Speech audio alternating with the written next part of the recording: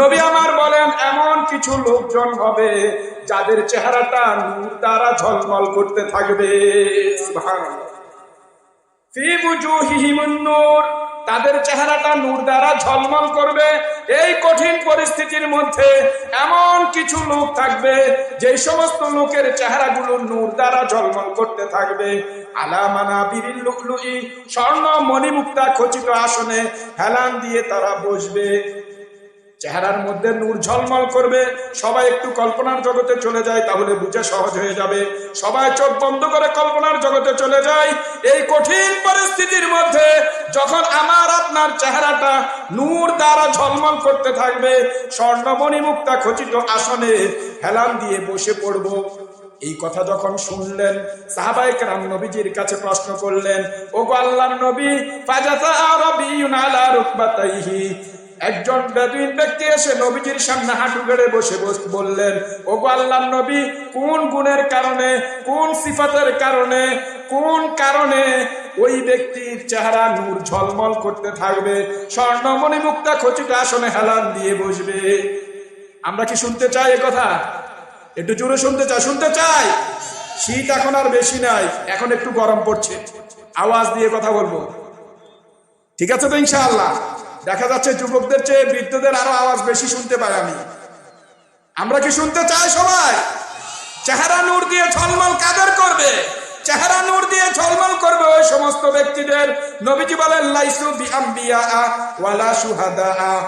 সাহাবায়ে কেরাম ভাবছেন হতে পারে শুধুমাত্র নবীদের অবস্থা এমন হবে, শহীদদের অবস্থা এমন হবে। নবীদের চেহারা নূর দ্বারা ঝলমল করবে, শহীদদের চেহারা নূর দ্বারা ঝলমল করবে।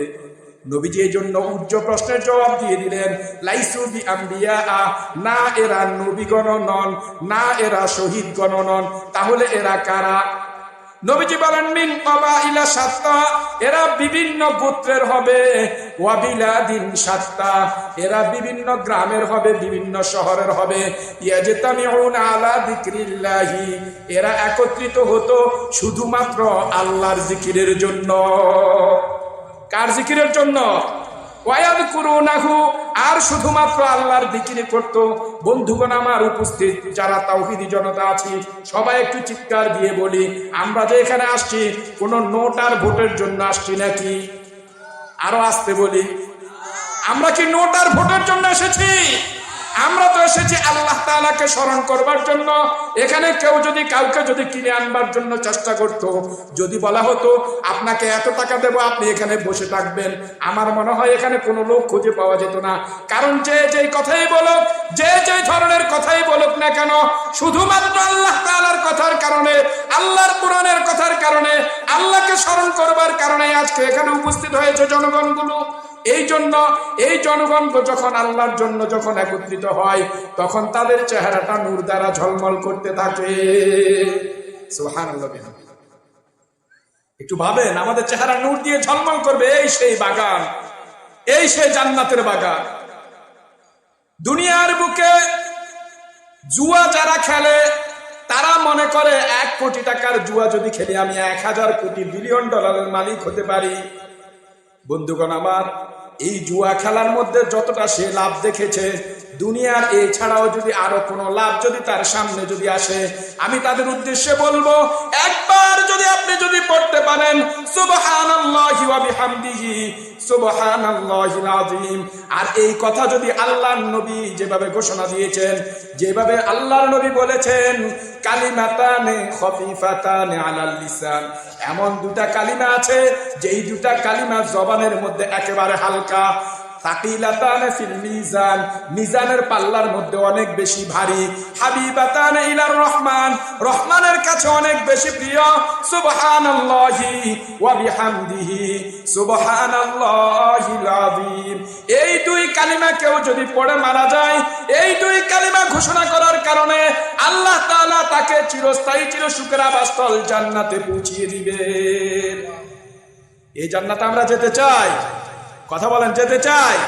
মাজতামা কওমুন ফি বাইতিন মিন বুয়ুতিল্লাহি তাআলা, নবী আমার বলেন, বুখারী এবং মুসলিমের মধ্যে আসছে, সাইয়েদুনা আবু হুরায়রা রাদিয়াল্লাহু তাআলা আনহু থেকে বর্ণিত, যদি কোন জাতি, এমন কোন কওম যদি শুধু একত্রিত হয় এই জন্য ইয়াতলুনা কিতাবাল্লাহি, আল্লাহর কোরআনকে তেলাওয়াত করে, ওয়া ইয়াতাদারাসুনাহু বাইনাহুম, এবং তারা পরস্পর কোরআন এবং হাদিসের আলোচনা করে। ইল্লা নাযালাত আলাইহিমুস সাকিনা, ওই সভার মধ্যে, ওই মজলিসের মধ্যে, ওই মাহফিলের মধ্যে সাকিনা নামক আল্লাহর এক বিশেষ রহমত অবতীর্ণ হতে থাকে।